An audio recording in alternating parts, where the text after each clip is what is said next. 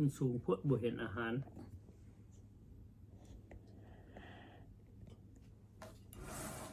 ทอดไป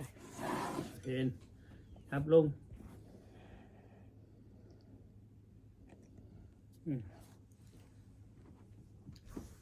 กินข้าวแต่เช้ามาFC ทั้งหลายมากินข้าวน้ำกันตำมุงหุ่งดาดซีนอยากเขาไปได้กินเขาเมื่อคืนเนี่ยนะก็ได้อยากมาพี่น้องดาชินแซ่บๆตำบักหุ่งแซ่บๆกินแต่เช้าจักโมงนะโอ้โห8 โมงกว่าก็เช้าได้8 โมงนะมาเด้อพี่น้องเด้อกินข้าวเด้อจ้ากินข้าวกินอาหารพี่น้องอยากกินข้าวตำบักหุ่งแซ่บเลยเห็นบ่ตำมุงหุ่งพ่อแม่พี่น้องแซ่บ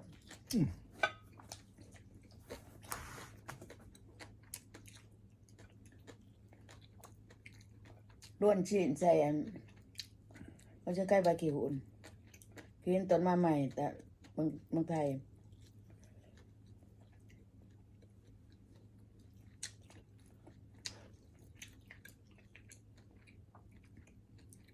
อันเขาปะเพื่ออันการล้วนชิ้นเขาไปแซ่บป่ะน้ำแจ่วพี่อ่ะก็อันนี้มันหยาดแต่มือจับไปหรอก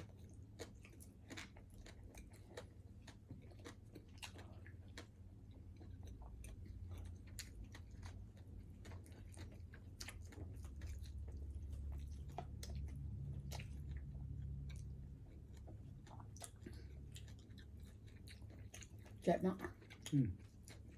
งานเห็นใหญ่เนี่ยคงกิน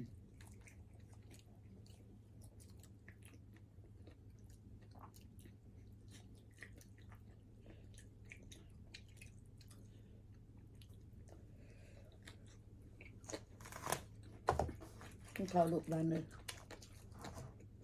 ครูทุกคนน่าจะแจก8 โมงปลาย9 โมงครับอย่างกินเช้าเพื่อบ่อยากปานใด ก็อยากแล้วก็ไปได้กินข้าวคืนนี้บ่ได้กินข้าวกินอยู่กินน้อยหนึ่งกินมากมายไปที่ไว้เนี่ยเย็นมันเปิดที่อยู่พี่น้องอีเนี้ยนะมันน้อยอ่ะ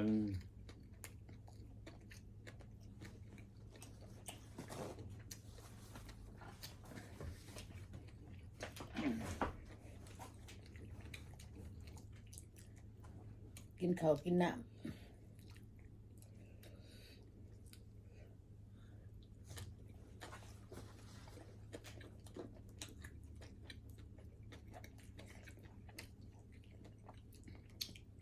ตำมะฮุงน้อยหนึ่ง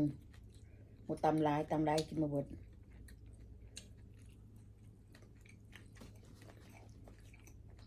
ที่ลายคลอง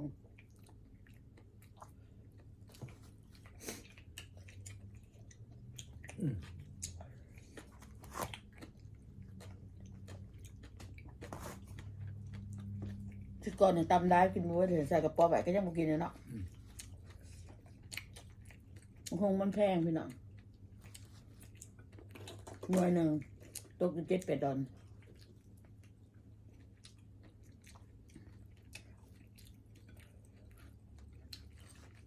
แต่บะมะฮุงนี่ซื้อมาแต่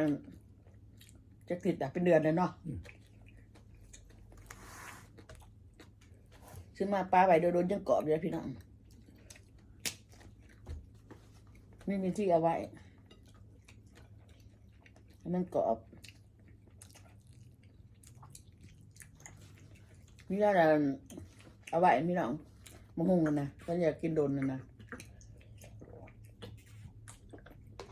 บอยตัดก่อนมันออกบอยตัดก่อนนั้นบดกดมันออกหัวมันนะบดก็เอาแต่ครึ่งหนึ่ง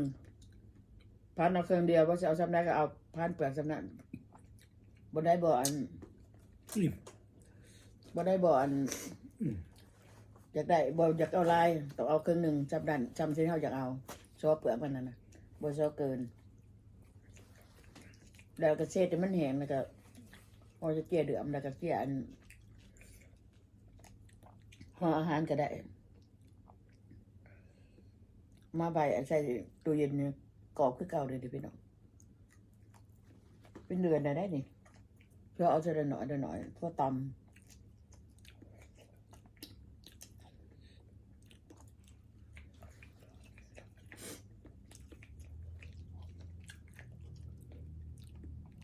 วิธีทางเรามาหารอันนี้นะขนาดเอาไว้ไปนี่นะ วันนี้พาเดี๋ยวคลีนส่วนวานเนี่ยบ่ได้ถ่ายพ่อแม่พี่น้องเบิ่งเพราะว่าเอาจักมันจักตัดมันดัง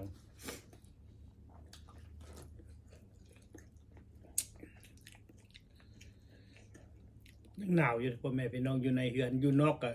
เย็นอยู่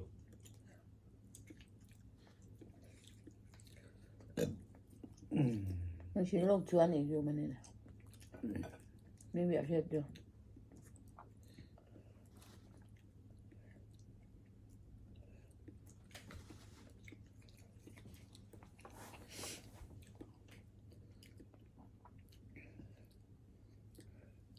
วันนี้ไปใส่วันนี้ไปพาดีหมูเนาะหมูได้ซิติเซนกินเลี้ยงอย่างนัก กินแบะตัวหนึ่งคุณนะซื้อมาปันหมูปันคู่กินเขากันดีใจได้ซิติเซนดีใจน้ำเพื่อนอยู่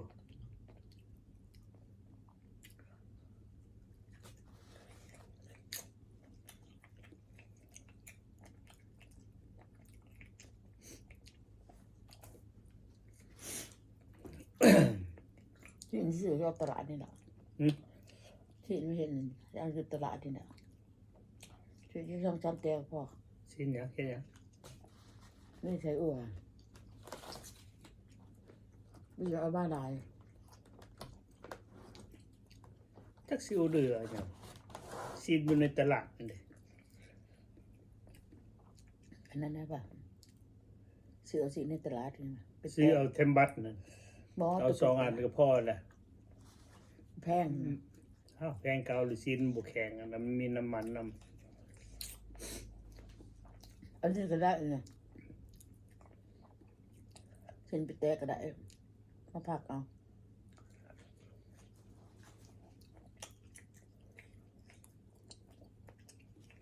มันไม่แพงเท่าไหร่ดอกคืออันนั้นก็แพงอ่ะมันเขาหาเป็นข้าว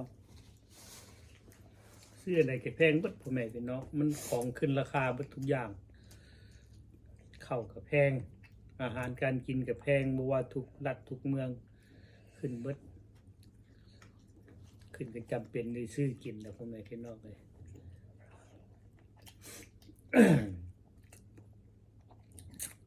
ว่าไปถือเขาบ่มีเขา อยู่ใส่อยู่ฟอร์เวนวะ บ่รับไปเลย ว่าเบิดแมันบอก เขามาบ่ท่านที่บอก เครื่องมันขาดตลาดได้พ่อแม่พี่น้องเลยได้เข้าก็ขาดตลาดของเอเชียเฮาอะนะอาหารการกินแม่นั่งน้ำซดน้ำเซ็ตขาดตลาดเด้อพ่อแม่พี่น้องเตรียมสต็อกเมียน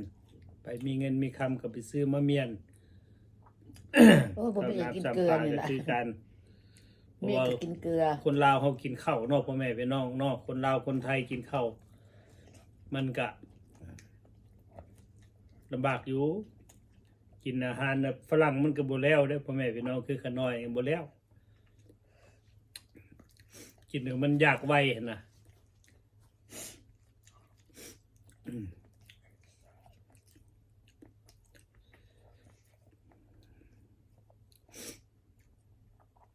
มันอย่างทุกอย่างเขาก็เอามาแต่แถวเอเชียเนาะอาหารการกินแบบเป็นน้ำสดน้ำมันอย่างทุกอย่างนั่นแหละว่าสั้นซะคนเฮากินคนเอเชียเฮากินนั่นแหละแนวอื่นมาเฮาก็กินบ่แล้วเด้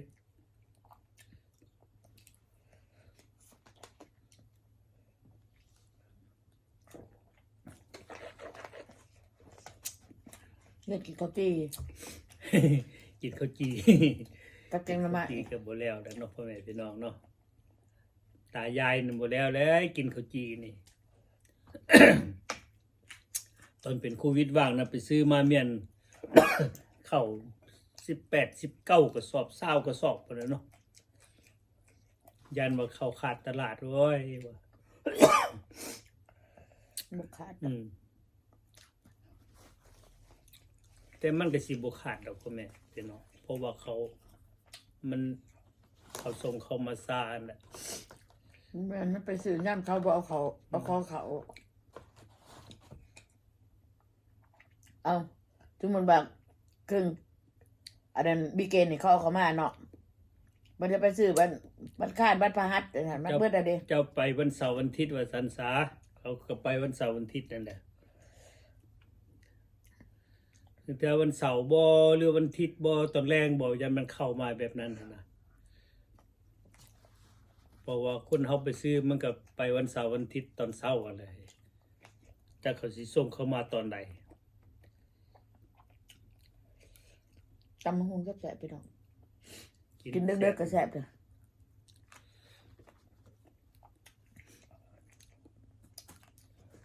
มันอยากจะไปซื้อสวงมันไม่ก็ไปซื้อมันนี่ อยู่นี่ก็มีเมืองเขามันหักสอบน้อยมันหักสอบน้อยมันแพง มันบ่คุ้มค่า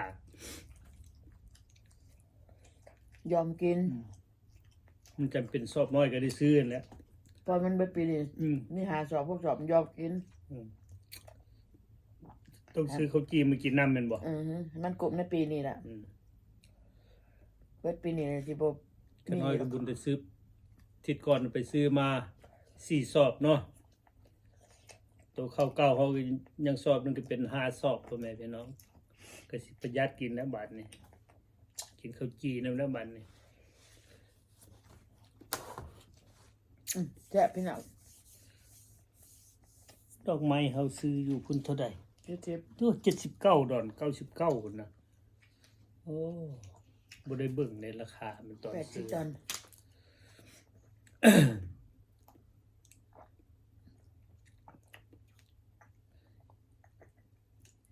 อิ่มพ่อแม่พี่น้อง กินน้ำเบา ตายายกินอิ่มลูกหลานเอ้ยกินข้าวตอนเช้าสวยมาจักหน่อยก็สิเฮ็ดเวียกต่อแล้วนี่ ไป รอติดตามเด้อ วันนี้มีแห้งดุๆร้านๆหมูคูทั้งหลาย ให้โศกให้มานเด้อพี่น้องเด้อให้รับมาด้วยให้ปัง ตามรวยคือเก่านั่นแหละ ๆสบายดี อืม